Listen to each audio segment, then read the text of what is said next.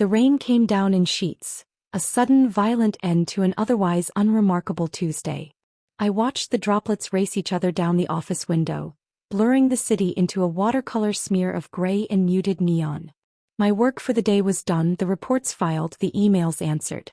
All that was left was the trek home through the downpour. Alara. Wait up.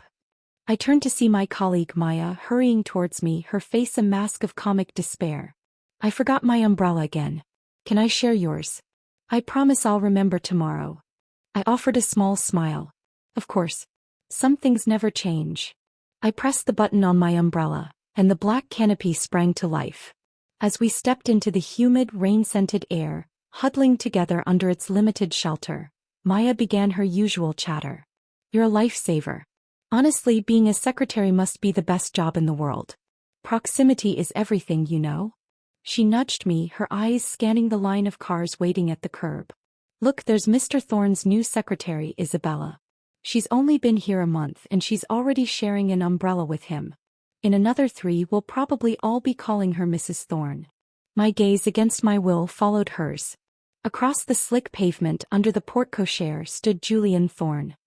He was as immaculate as ever, his dark suit a stark contrast to the gloomy afternoon. Beside him, clutching a folder to her chest, was Isabella. She was laughing at something he'd said, a little too brightly, her body angled towards his in a way that suggested familiarity. Julian began walking towards his car, his long strides eating up the pavement. Isabella, in her impractical heels, tried to keep up, her steps hurried and clumsy.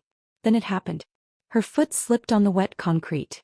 With a sharp, startled cry that cut through the drumming rain, she pitched forward. It was like watching a scene from a movie.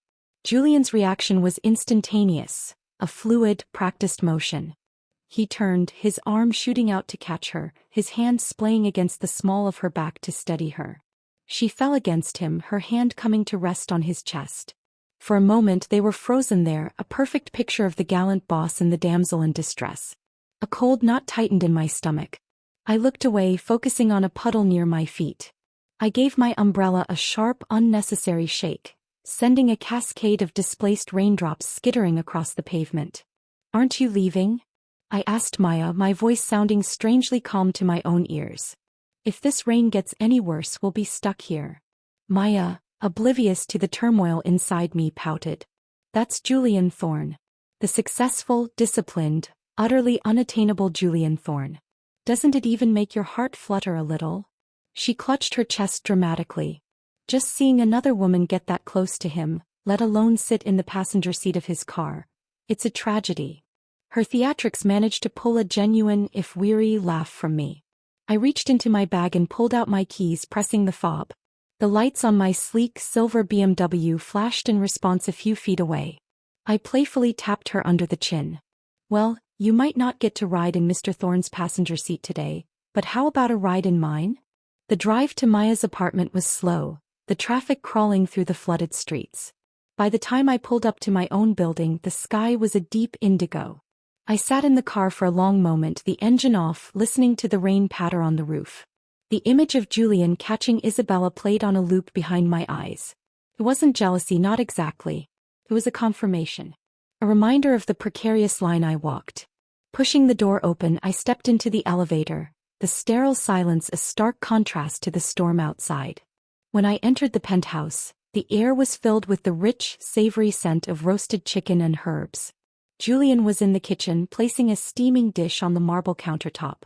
He'd changed out of his suit into soft gray sweatpants and a simple white t-shirt. Tied around his waist was an apron, the silly matching set they'd given us as a gift at a home goods store months ago. Under the warm glow of the pendant lights, the sharp, calculating businessman was gone. In his place was a man who looked domestic, soft. He looked up as I entered, a small smile touching his lips. You're late. The traffic must have been terrible. The rain, I said simply, dropping my bag by the entrance. He came over, his movements easy and familiar. He took my lightweight trench coat and hung it neatly. Then he knelt. He reached for my ankle, his fingers warm against my skin as he undid the strap of my high heel. I flinched. It was an involuntary reaction, a sudden visceral recoil. His touch, which had once sent sparks through me, now felt like a brand. His hands stilled. He looked up, his dark eyes questioning. "I can do it," I said, my voice tighter than I intended. He said nothing, simply rose to his feet and watched as I clumsily swapped my heels for the plush slippers he'd placed there. The air between us, once so comfortable, was now thick with unspoken words. "I made your favorite," he said finally, his tone carefully neutral. "Lemon and herb roasted chicken with truffled potatoes." I just nodded and walked to the sink to wash my hands. The water was scalding hot, but I barely felt it. My mind was 1,000 miles away, back in that rainy office courtyard. In the 3 years we had lived together, Julian and I had crossed countless boundaries. Him helping me out of my shoes was a minor intimacy, a habit formed over countless late nights. But tonight his proximity, his touch had felt like a violation. Why? I knew why. It was because of Isabella. And it was because of me. In the slow, simmering comfort of our daily life, I had let myself forget the true nature of our relationship. It had started as a transaction, a mutually convenient arrangement born from a night of too much wine and shared loneliness. His kindness, his domesticity, was just a form of courtesy, a well-practiced routine. I had blurred the lines. I had mistaken physical need for something deeper, something real. Isabella's near fall, his chivalrous catch. It was the cold splash of water I needed to wake up. And I knew with a sinking certainty that it was time to pull away. Before I drowned in the illusion. I picked at my food, the flavors of the beautifully prepared meal turning to ash in my mouth. After only a few polite bites, I set my fork down. "I'm not very hungry. It was a long day. I'm going to go freshen up." Julian's brow furrowed slightly. "You've barely eaten anything." "I'll have something later," I lied, already moving towards the staircase. I took a long, hot shower, hoping the steam would wash away the strange, restless feeling clinging to my skin. When I emerged, wrapped in a towel, Julian was waiting for me in the bedroom. He was leaning against the doorframe, his arms crossed, his gaze intense and filled with a concern that felt like a physical weight. "Elara," he began, his voice low. "Talk to me. What's wrong?" I didn't know how to answer that. How could I explain that the sight of him doing his job, of being a decent human being to a clumsy employee, had fundamentally shifted something inside me? That it had held up a mirror to our own arrangement, and I didn't like the reflection? So I did what I always did when I didn't want to talk. I deflected. I closed the distance between us and looked up at him, my heart hammering against my ribs. "Do you want to?" I asked, my voice barely a whisper. A flicker of surprise crossed his features. I didn't give him a chance to respond. I stood on my toes and pressed my lips to his. It started as my kiss, tentative and seeking absolution. But within seconds Julian took control. His hand came up to cradle the back of my head, his fingers tangling in my damp hair as he deepened the kiss, his mouth moving against mine with a possessiveness that stole my breath. He couldn't even wait to get to the bed. He pushed me back into the steam-filled bathroom, my back connecting with the cool, slick tiles. The contrast was jarring. The humid air from the shower clung to us, but the tiles were cold against my skin through the thin towel. Julian was the only source of warmth, and I had no choice but to cling to him, my arms wrapping around his neck as I surrendered to the storm he was unleashing. I bit my lip hard, suppressing the sounds threatening to escape my throat. It felt like a competition, a battle of wills where the first one to make a sound would be the one to lay their cards on the table and lose everything. I didn't want to lose. Sweat beaded on my forehead. Julian reached out, his touch surprisingly gentle as he brushed a stray strand of hair from my face. He lowered his head, his lips finding the corner of my eye, kissing away a tear I hadn't even realized had fallen. "Don't hold back," he murmured, his voice a rough, coaxing whisper against my skin. "Call my name. Please." There was that tone. The one he used to weave his illusions, to make me believe this was about more than just physical release. It was the tone that made me fall deeper, that made me forget the rules we had set for ourselves. Before a sob could break free, I turned my head and buried my face in his shoulder, biting down on the firm muscle there. I tasted the faint, metallic tang of blood, but I didn't let go. Julian grunted in pain, but then a low, helpless chuckle rumbled in his chest, vibrating through me. "You're a menace," he breathed into my ear. In the end I was boneless, spent. It was Julian who carried me to the bed, his movements careful. As I drifted in that hazy space between consciousness and sleep, I felt him take my left hand. His thumb was stroking slow, soothing circles over my knuckles. I curled my fingers slightly. "What is it?" I asked, my voice hoarse. He stilled, clearly not expecting me to be awake. He cleared his throat softly. "Nothing. Go to sleep." His fingers laced with mine, and he held my hand until my breathing evened out and the world faded to black. The storm of that night, both outside the window and within the walls of the penthouse, seemed to dry up and fade with the morning sun. I threw myself into my work with a ferocity that left no room for thought or feeling. When a complex project came up requiring a 2-week business trip to the West Coast, I volunteered without a second thought. The distance was a blessing. Wrapped in the sterile, anonymous comfort of hotel rooms and conference halls, I could almost pretend the life I'd left behind. The penthouse, the shared meals, the quiet intimacy, was a dream. Or perhaps, the life I was living now was the dream, and I was about to wake up to a reality that was no longer mine.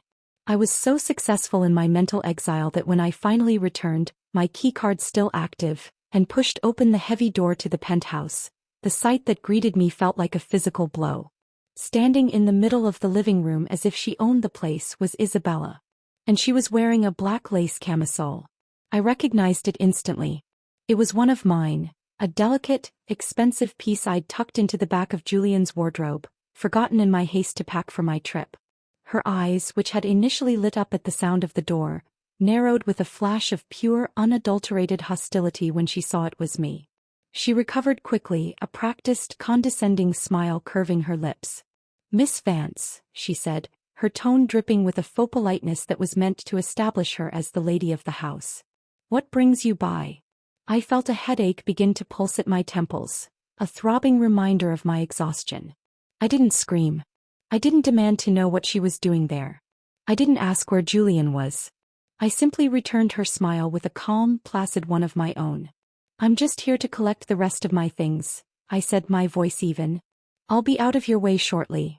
I had lived in this space for 3 years. My life was woven into its fabric. It took me the better part of the afternoon, making trip after trip up and down in the private elevator, to gather all my belongings. I emptied the walk-in closet of my clothes, my shoes, my bags. I cleared my toiletries from the bathroom. From my office nook I took my books, my laptop, the small, thriving succulent a client had given me. My final stop was the sprawling balcony. In a large terracotta pot stood a rose bush, its deep crimson blooms a splash of vibrant color against the steel and glass of the city skyline. I had planted it myself in our first year. Julian, despite his busy schedule, had been the one to diligently water it, to trim it back when it grew too wild. It felt like the last tangible piece of our shared history. I lifted the heavy pot, my arms straining. As I carried it towards the door, my arms full of bags and the cumbersome plant, Isabella watched me, a smug expression on her face. "Miss Vance," she called out, her voice syrupy sweet. "You should double-check. Make sure you haven't left anything behind." She lifted her chin, a gesture that sharpened her otherwise innocent features. "After all, now that there's a new occupant, the old things really should be cleared out. You wouldn't want to have to come digging through the trash for something later." The smile on my lips didn't waver. I set the rose bush down carefully. "Now that you mention it," I said, my tone light and conversational, "there is one last thing I haven't taken with me." I let my gaze travel over her, from her perfectly styled hair down to the lace camisole, my eyebrow lifting in a faint arc of mockery. "The nightgown you're wearing is mine. Would you like to take it off and give it back?" Her face flushed an ugly red. "You," she spluttered, one hand flying to her chest. I waved a dismissive hand, cutting her off. "Never mind," I said, my voice dropping to a calm, icy calm. "I have a thing about cleanliness. Consider it a gift." Before she could form a retort, I picked up my rose bush and my bags, stepped into the elevator and pressed the button for the garage. The doors slid shut, closing off the penthouse and the life I'd built there for the last time. I drove to the apartment I had rented before moving in with Julian. I had never given it up. My friends had called it foolish, a waste of money. But a deep-seated pessimism, a core belief that nothing good ever lasted, had kept me paying the rent. I had always felt that my time with Julian was a beautiful, temporary illusion, a dream from which I would eventually and painfully awaken. That pessimism, it turned out, was my salvation. It gave me a place to go when the dream ended. The apartment was small, dusty, and sterile compared to the penthouse. But it was mine. I dropped my luggage just inside the door, the sound echoing in the empty space. The sheer physical and emotional weight of the day crashed down on me. I took a quick, scalding shower, washing away the travel grime and the lingering scent of Julian's cologne that seemed to cling to my skin. Overcome by a bone-deep exhaustion, I fell into the unfamiliar bed and into a deep, dreamless sleep. I woke hours later. The room was pitch black, the kind of profound darkness only found in the dead of night. The silence was absolute, pressing in on me from all sides. A wave of crushing loneliness washed over me, so potent it stole my breath. It felt as if the entire world had moved on, leaving me behind in this tiny, dark box. The feeling was so overwhelming I almost succumbed to it. But then my phone buzzed on the nightstand, shattering the silence. The screen glowed with my mother's name. I answered it, pressing the phone to my ear. "Hi, Mom." Her voice, warm and familiar, filled the void. "Alara, honey. Did I wake you?" No, I was awake. It wasn't entirely a lie. She launched into her usual litany of questions. Was I eating properly? Was I getting enough sleep? Was work going well? They were the same questions she asked every week, a comforting ritual. I listened, interjecting with quiet ums and "I'm fines." Finally, her tone shifted. It became softer, tinged with a slight tremor I rarely heard. "Alara, are you coming home for the new year this year?" It was only October. The question so early felt strange. "I'm not sure yet," I answered honestly. "Why do you ask?" There was a pause on the other end of the line, a beat of silence that felt heavy with unspoken words. "It's nothing," she said, her voice a little too bright. "I just miss you. It's been so long since I've seen you." Her words landed like a blow to my chest. A sudden, sharp wave of guilt and sadness welled up inside me, so strong it brought tears to my eyes. My concept of home had always been complicated. I came from a single-parent family, but that label was too clean, too simple. My childhood was a blur of fear and instability. My father, Luis, was a ghost haunted by his own demons: alcohol, gambling, and a volatile temper. My most vivid memories weren't of birthday parties or family vacations, but of cowering in my room, listening to the sounds of shouting, of things breaking, of my mother's muffled sobs from behind a closed door. I was 5 years old the first time I saw him hit her. The old house was in disrepair, and the door to their bedroom didn't close properly. Through the crack I saw him, his face contorted with rage, grab her by the hair. I ran to the door, banging my small fists against the wood until they were raw and bloody. I couldn't stop it. I couldn't save her. This became the soundtrack of my childhood. Until the day his rage was turned on me. He'd backhanded me for some minor infraction, sending me sprawling. And something in my mother, who had endured years of abuse, finally snapped. She grabbed a kitchen knife from the block. Her hair was wild, blood trickled from a cut on her forehead, and her eyes held a terrifying feral light. "You beast," she screamed, her voice raw. "If you ever touch Alara again, none of us will leave this house alive." My father, shocked into sobriety by her transformation, had backed away, cursing, and left. The moment he was gone, my mother dropped the knife, her strength deserting her. She pulled me into her arms, her whole body shaking as she wept. "I'm so sorry, baby. Don't be afraid. Mom is going to take you away from here. I promise." And she did. She worked herself to the bone, taking on multiple jobs to support us, to give me a chance at a normal life. All I had ever wanted was to be successful enough, to make enough money, to finally give her the peace and comfort she deserved. But somewhere along the way, in my relentless pursuit of that goal, I had forgotten that what she needed most wasn't my money but my presence. I ended the call with my mother, promising to visit soon. I lay in the dark, my mind racing. I thought about my savings account, the string of zeros that represented a lifetime of security.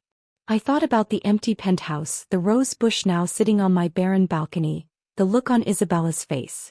I thought about Julian. I no longer had a reason to stay in this city.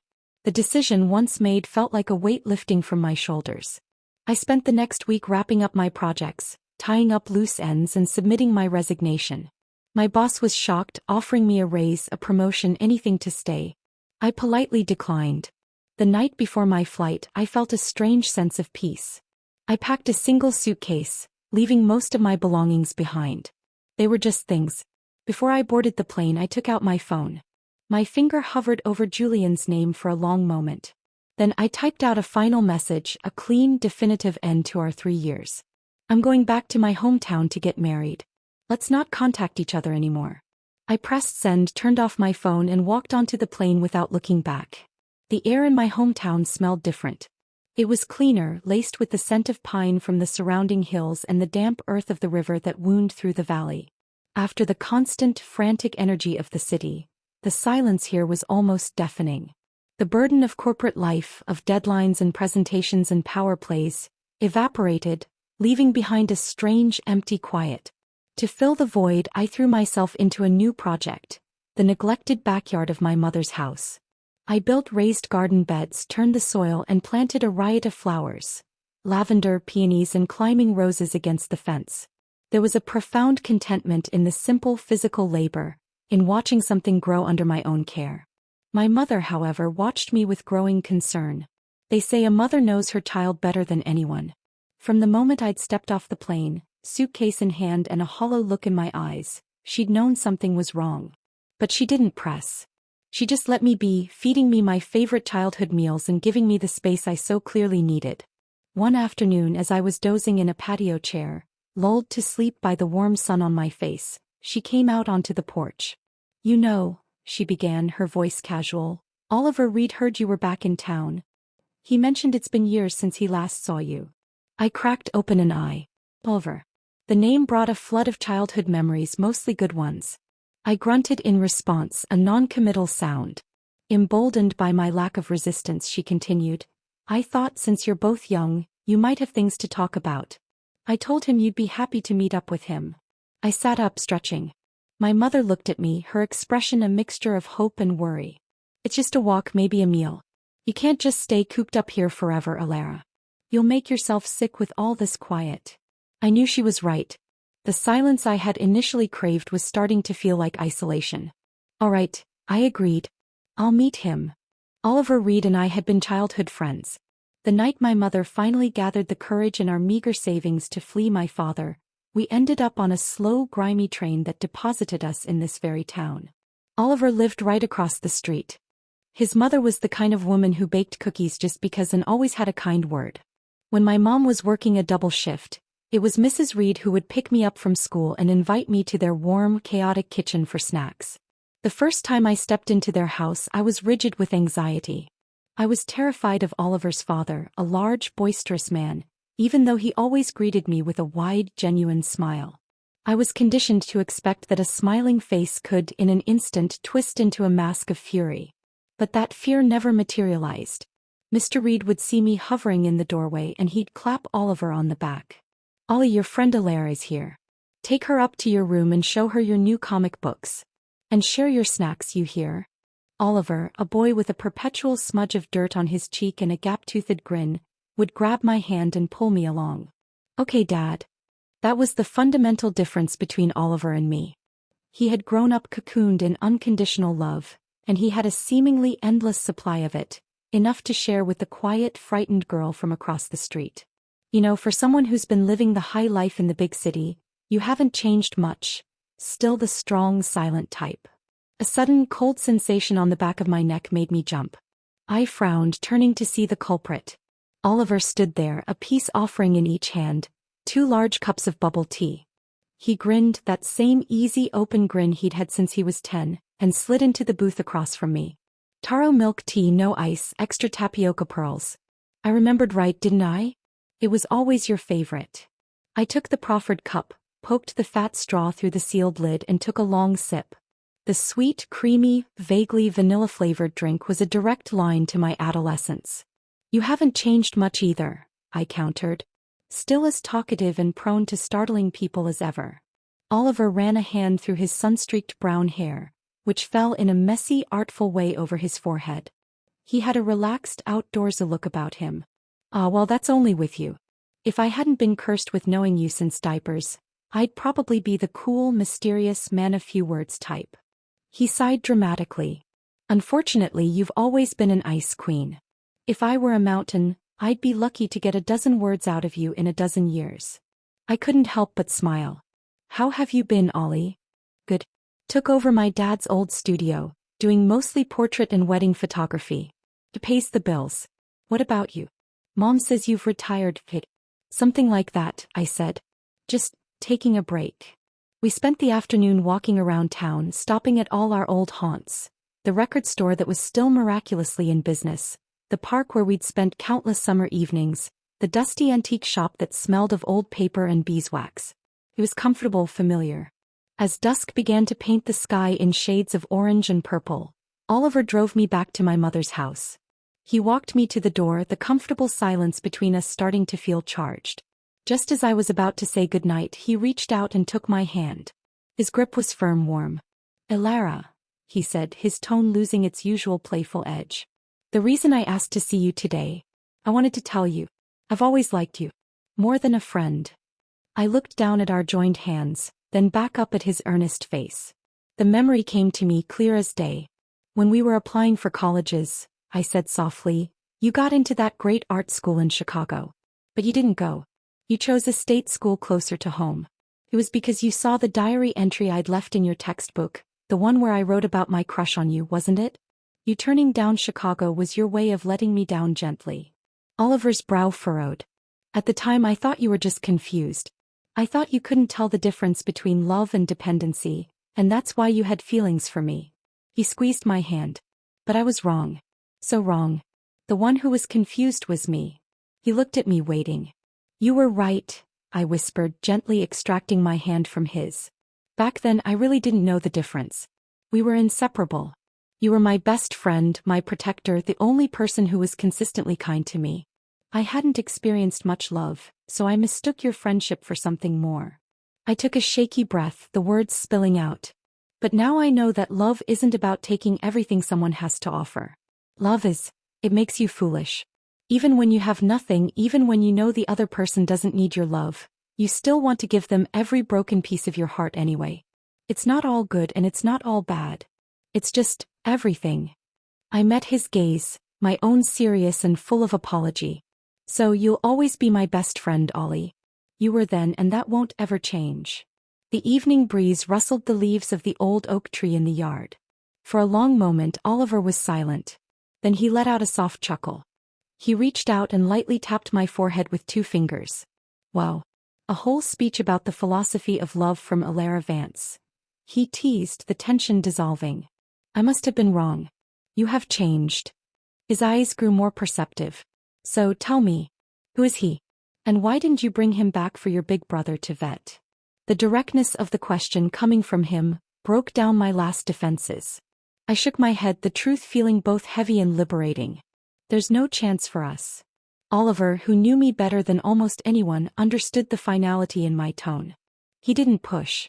He simply reached out and tucked a stray strand of hair behind my ear. "It's getting chilly. You should head inside." I watched him drive away, the red taillights of his Jeep disappearing around the corner. I hugged my arms around myself, feeling the chill of the night air. When I turned to go inside, I froze. Across the street, leaning against a sleek black car that looked utterly out of place on this quiet suburban lane, was Julian. I had no idea how long he had been standing there. A faint orange glow from the tip of his cigarette punctuated the darkness. A wave of sheer, unadulterated exhaustion washed over me.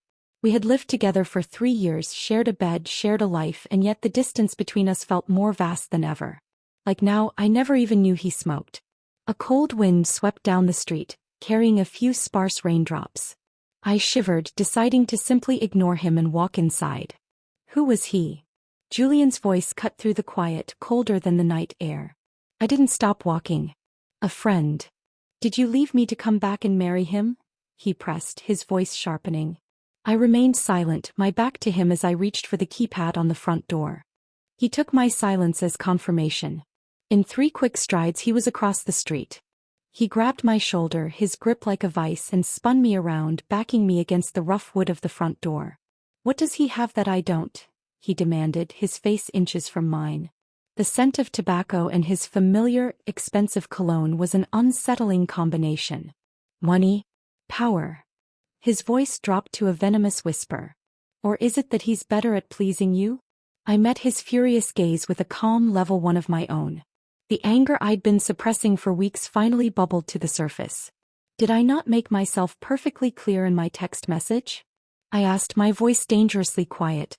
I repeated the words, enunciating each one. Let's not have any contact for the rest of our lives. Why? The word was ripped from him, raw and almost out of control. His grip on my shoulder tightened to the point of pain.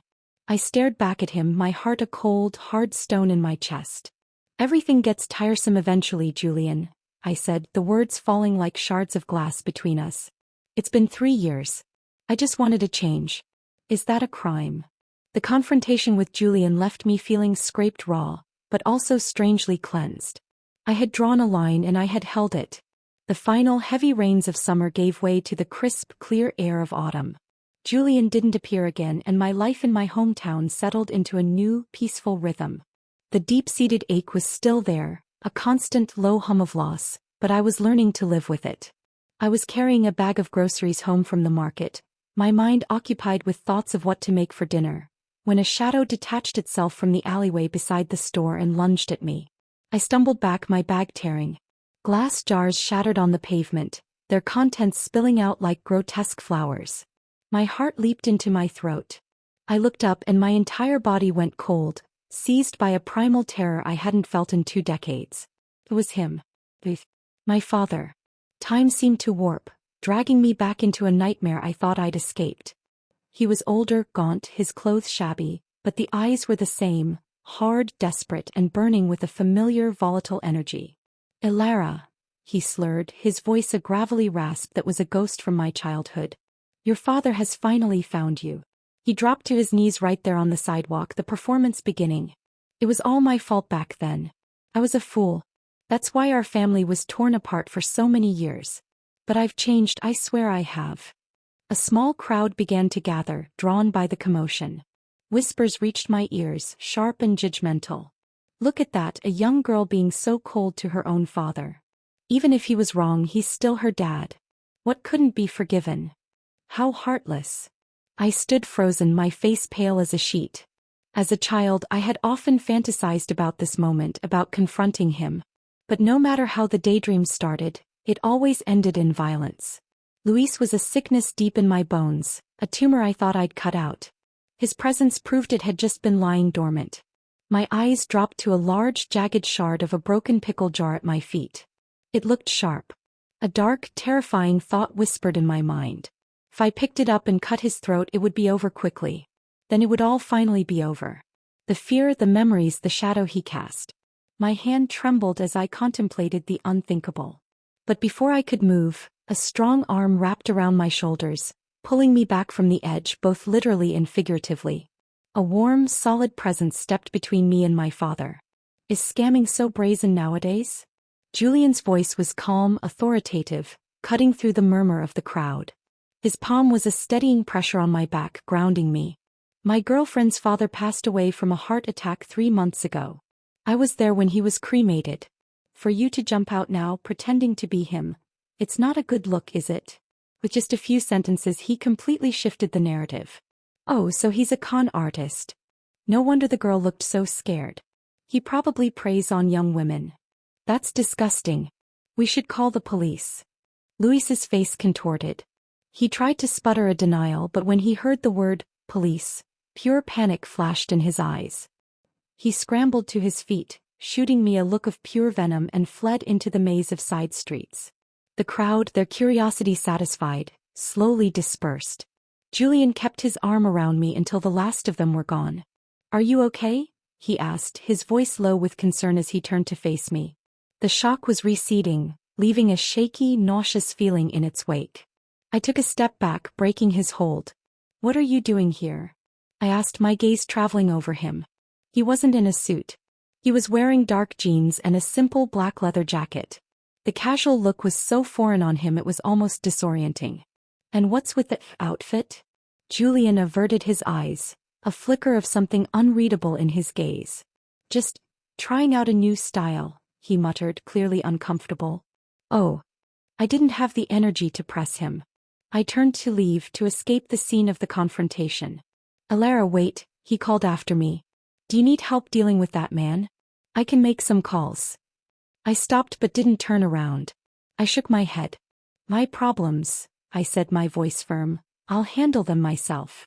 I didn't tell my mother about Luis's appearance. The last thing I wanted was to shatter the hard-won peace she had built for herself. I simply told her there had been a bit of trouble downtown and that it might be best for her to stay close to home for a little while. At the same time, I went to the local police station and filed a report. The officer was sympathetic but ultimately unhelpful. Without any tangible harm, there's not much we can do, Miss Vance. And besides, he is still your father. The words felt like a life sentence. Later that evening, my phone buzzed on the kitchen table. It was a text from an unknown number, but I knew who it was. Alara, do you really think hiding from me means I won't find you and your mom? If you push me too far, it won't just be text messages. Your mom is getting old. She's already taken so many beatings for you. You wouldn't want her to live in fear again, would you? I know you have money. Give me $500,000. I'll pay off my gambling debts. I promise I'll leave you alone after that. After all, I'm still your father. You wouldn't really want to see me get my hand chopped off, would you? A cold fury settled in my gut. Of course, I didn't believe a word of it. If I gave him money once, there would be a second time, a third, a fourth, until I was bled dry. This needed to end. Permanently. I thought for a long time, my mind racing through scenarios. Then I typed out a reply with steady fingers. Meet me tomorrow night. 9 p.m. The old industrial alley by the river. I'll bring the cash. Dusk settled over the town, painting the sky in deep purples and blues. The time to meet Luis was approaching.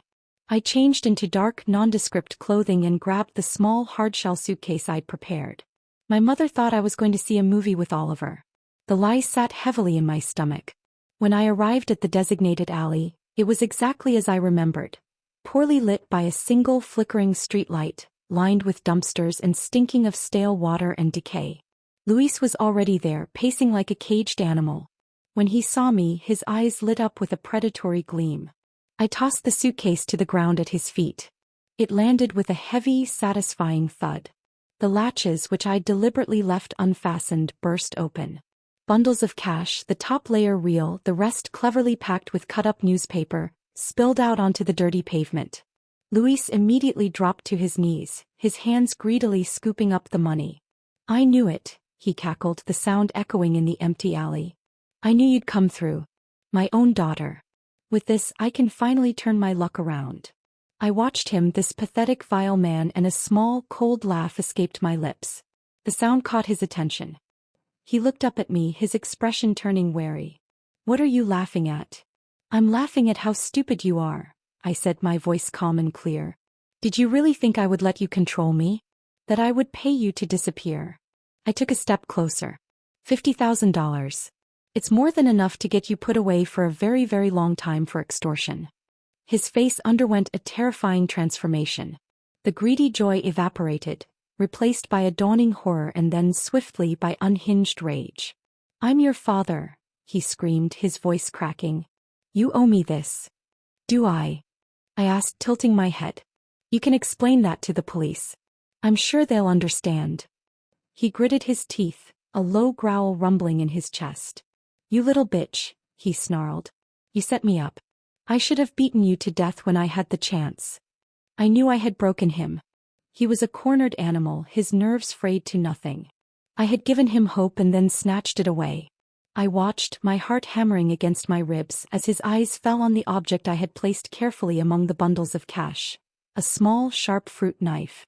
A crazed look flashed in his eyes. If you won't let me live, he shrieked, lunging to his feet and grabbing the knife, then I'll take you down with me. He charged at me, the blade glinting in the dim light. I braced myself for the impact, for the searing pain. But in that split second, a figure shoved me from behind, sending me stumbling to the ground. The sound that followed was not of tearing fabric in my own cry, but of a sickening wet thud followed by a sharp, pained gasp. I looked up, my vision swimming. Julian was on his knees, his face a mask of shock and agony. The knife was buried deep in his side, his hand clutching the handle instinctively. Blood, shockingly red and vivid, was already blooming across his pristine white shirt, spreading rapidly. The stark contrast between the red and the white burned itself onto my retinas. The sight of the blood snapped Luis back to reality. His eyes widened in terror. He dropped the knife, turned and fled down the alley, his footsteps echoing into the night. I ignored everything else. I scrambled over to Julian, my hands flying to the wound, applying pressure. His skin was already cold and clammy. "Julian," I whispered, my voice trembling. His face was as pale as parchment, his lips bloodless. He tried to speak, his breath coming in shallow gasps. "Elara." I held his icy hand, fighting back the wave of panic and tears. "I'm here. I'm right here." With one hand I kept pressure on the wound. With the other I fumbled for my phone, my fingers slipping on the screen as I dialed for an ambulance. Julian rested his head against my shoulder, his body growing heavier. His voice was a faint, thready whisper near my ear. "That day, it rained, you kissed me." I sobbed, holding him tighter. "Don't talk. Save your strength. You once said," he continued, stubborn, "that friends with benefits should follow 3 rules. No kissing on the lips, and no recognition outside the bedroom." A weak, pained smile touched his lips. "I thought, when you kissed me, it meant we were officially a couple." Tears streamed down my face, falling onto his neck. "Julian, please." "But then you turned around, and left me, to marry someone else." His voice was filled with a hurt that cut deeper than any knife. "Saying you were tired of me. It's not fair. I've liked you, for longer than 3 years." My heart shattered. The walls I had so carefully built crumbled to dust. I bent over him, my body racked with sobs. "I love you," I choked out, the words I had been too proud, too scared to ever say. "I love you." He froze for a second, then a faint, uncertain smile touched his pale lips. "You're not just saying that, because I'm about to die, are you?" "No." I shook my head desperately. "You are not going to die. Do you hear me? You are not allowed to die." He lifted a trembling hand and wiped a tear from my cheek. His touch was so gentle. "Can you kiss me?" he whispered. It was our first real kiss. Not one of passion or possession, but of tenderness and desperation. Our lips met, soft and lingering, the taste of my tears salty between us. In that moment, surrounded by the grime of the alley and the coppery scent of blood, it felt both tragically ridiculous and profoundly sacred. In the distance, the beautiful, blessed sound of sirens grew louder. The world became a blur of flashing lights, urgent voices, and the sterile, antiseptic smell of a hospital. Julian was whisked away into surgery, and I was left standing in the too bright hallway, covered in his blood, my body shaking uncontrollably. Oliver found me there a short while later, his face etched with worry and guilt. "Elara. My God, are you okay? The police called me. I came as soon as I could." He tried to put an arm around me, but I was rigid, my gaze fixed on the double doors that had swallowed Julian. "Sorry," Oliver said, his voice heavy. "I was a step too late." Again. I barely heard him. All my focus, every ounce of my being, was willing Julian to survive. When the police insisted on taking my statement, it felt like an eternity before I was allowed to go to the recovery room. He was asleep when I entered, his face pale against the white pillow, and 4-line taped to his hand. I pulled a chair close to the bed and simply watched the slow, steady rise and fall of his chest, each breath a precious gift. Sometime later, his eyelids fluttered open. His dark eyes found mine, hazy with painkillers but aware. "How are you feeling?" I asked, my voice raspy from crying. He offered a weak smile. "Don't worry. I'm fine now." I opened my mouth to speak, to apologize, to pour my heart out, but the words stuck in my throat. Seeing him like this, so vulnerable because of me, was a punishment worse than any I could have imagined. He saw the torment on my face. "Don't frown," he murmured. "This pain is nothing." His gaze was intense, cutting through the drug-induced haze. "It's insignificant compared to the pain of seeing you get hurt." My cheeks flushed. The atmosphere in the small room grew thick with unspoken emotions. Before I could form a response, the door was flung open with a bang. "What the hell, man? How did you end up in the hospital again?" I turned to see a man with artfully messy fire engine red hair and a leather jacket covered in pins stride into the room.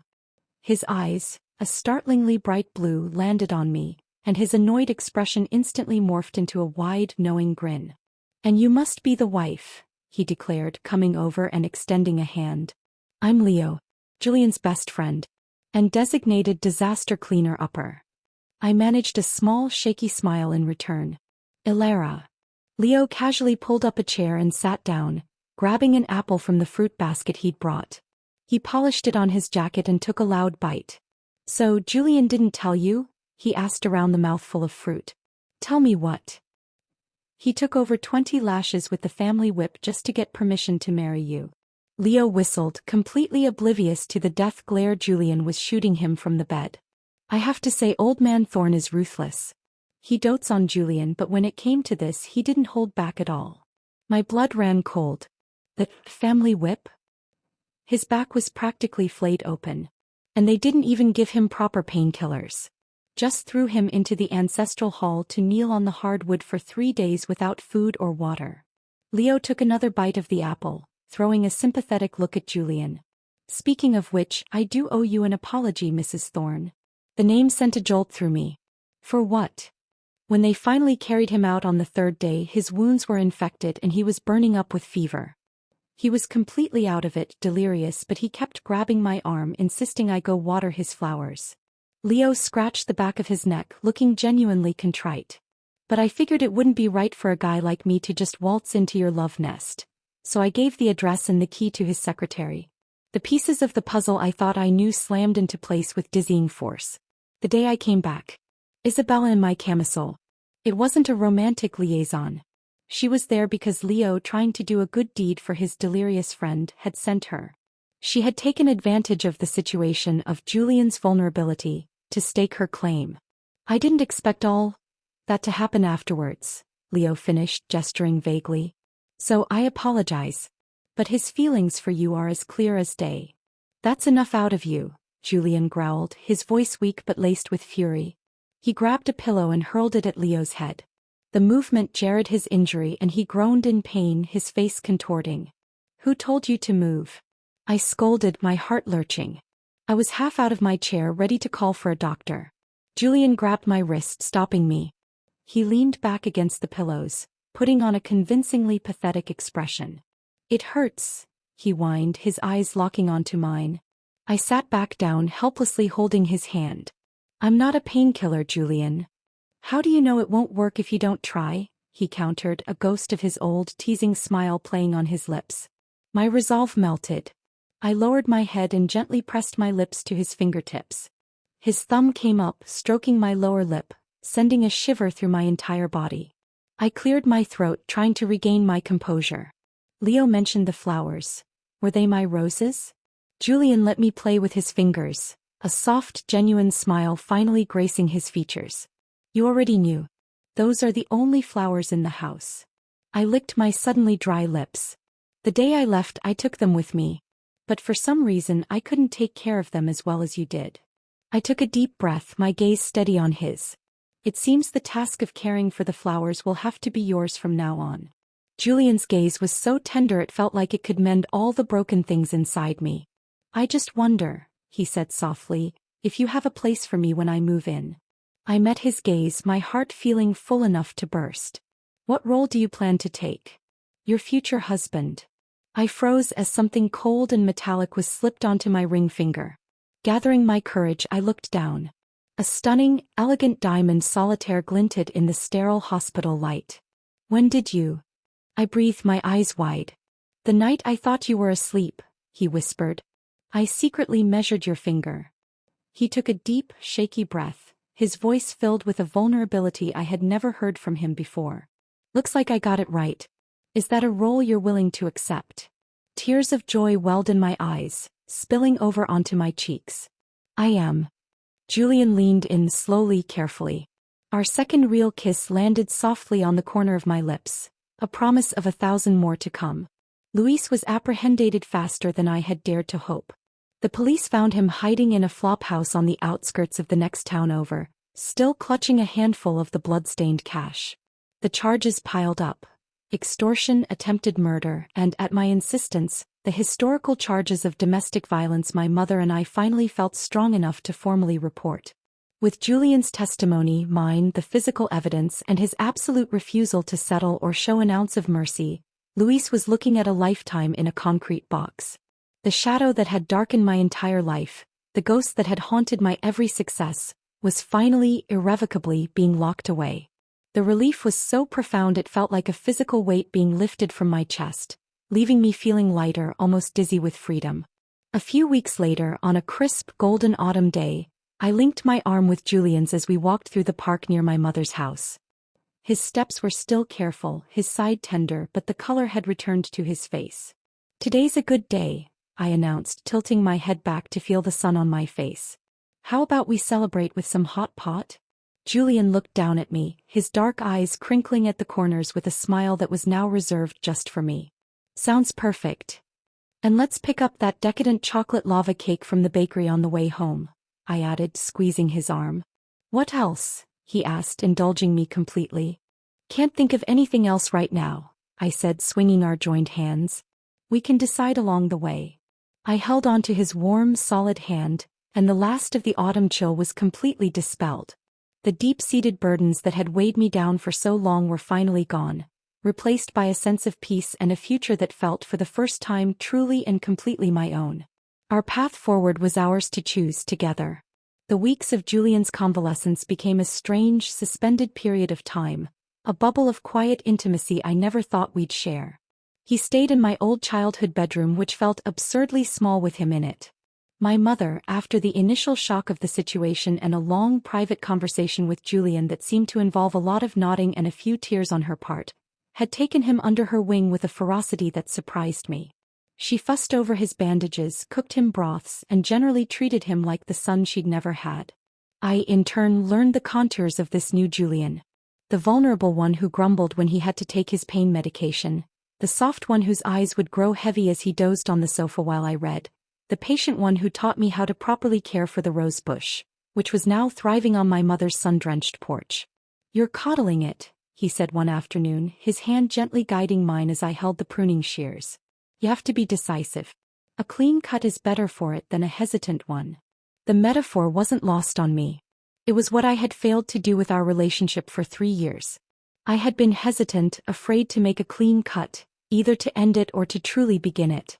One evening, after my mother had gone to bed, we were sitting on the porch swing, wrapped in a thick blanket, watching the stars. His arm was around me, my head resting on his shoulder. "The company," he said quietly, breaking the comfortable silence. "I've been phasing myself out." I lifted my head to look at him. "What?" "Julian, it's your life's work. It was my grandfather's vision. My father's legacy. It was never my dream." He looked out at the dark yard, his profile sharp in the moonlight. "I've set up a new board of directors. I'll remain as a major shareholder, but I'm stepping down as CEO." "What will you do?" I asked, stunned. He turned to me, his smile soft. "I don't know yet. Something smaller. Maybe start my own venture capital firm, help other people build their dreams instead of just tending to an old one." His fingers traced patterns on my arm. "I have time to figure it out." "We have time." The word "we" settled deep inside me, warm and right. "What about Isabella?" I asked, the question I'd been avoiding finally finding its way out. Julian's expression tightened slightly. "Gone." As soon as I was lucid enough after the surgery, I had Leo look into it. She'd been embellishing her role for months, using my name to intimidate junior staff, trying to create a narrative that we were involved. The day you saw her in the penthouse, she'd used the key Leo gave her to water the plants and decided to make herself at home. She was fired for gross misconduct and trespassing. I should have seen it. I should have stopped it before it ever got that far. "I'm sorry, Ilara." I leaned my head back on his shoulder. "It doesn't matter anymore." And for the first time I truly meant it. The insecurities she had preyed upon had been washed away, not by his apology, but by his actions in that alley, by the ring on my finger, by the future we were now consciously building, word by quiet word. Spring arrived in a riot of color. The garden I had planted was bursting with life, a testament to patience and care. Julian and I were married in my mother's backyard, under the old oak tree. It was a small ceremony. My mother cried. Oliver was Julian's best man, a role he accepted with a hilarious, over-the-top solemnity that made everyone laugh. Leo was there, his red hair a bright beacon, giving a toast that was surprisingly heartfelt beneath the crude jokes. We didn't go back to the penthouse. We bought a smaller, modern house on the edge of town with a huge, wild garden and a studio for Julian to use as his new office. It was a home we were building together from the ground up, with no ghosts in the closets. I was in the garden one afternoon, my hands buried in the soil, when Julian came out and handed me a glass of iced tea.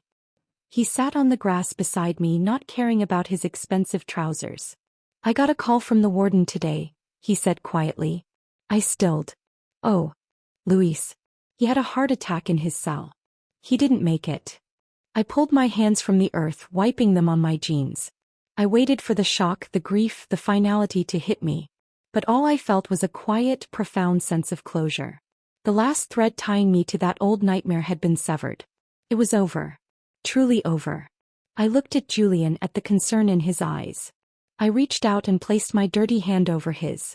"Thank you for telling me." He searched my face, and seeing my peace, he relaxed. He leaned in and kissed me, his lips tasting of iced tea and sunshine and a future we had fought hard to win. Later, as the sun set, painting the sky in brilliant hues of pink and orange, we sat on our porch, his arm around me, my head on his shoulder. The rose bush, now repotted in a beautiful ceramic planter by the steps, was heavy with crimson blooms. "It's beautiful," I murmured, watching a bee hover near a flower. "Not as beautiful as you," he said, his voice a soft rumble against my ear. I smiled, closing my eyes. The past was finally, completely behind us. And the future was just beginning. It was ours. It was messy, and it was real, and it was everything. The end.